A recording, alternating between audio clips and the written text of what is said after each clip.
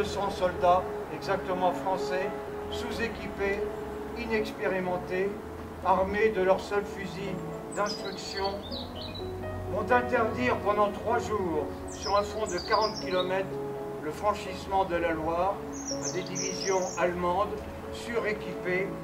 Les pertes seront lourdes, mais le courage et l'abnégation des survivants ont tellement impressionné l'adversaire que celui-ci lui rendra les honneurs et leur liberté en hommage à leur courage. Il en a très peu parlé.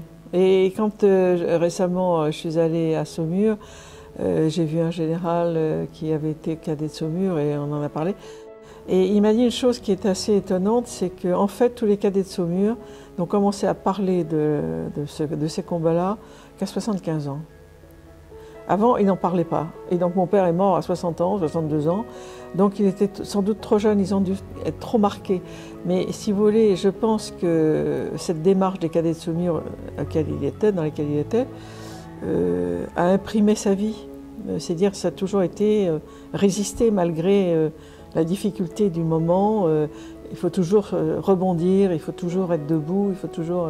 Et pourtant c'est un homme, c'est pas un homme dur du tout, c'est un homme, mon père était un homme très...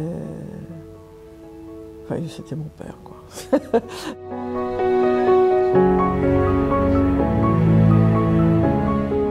Quand on parle de résistance, effectivement on peut se poser la question du regard que l'on peut porter dans ce début du XXIe siècle sur la défense et sur l'armée. Moi, je vais vous dire, j'ai une admiration sans borne pour ces hommes et ces femmes, ces quelques femmes qui s'engagent sur des terrains militaires.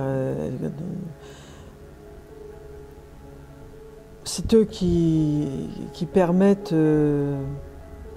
l'avenir.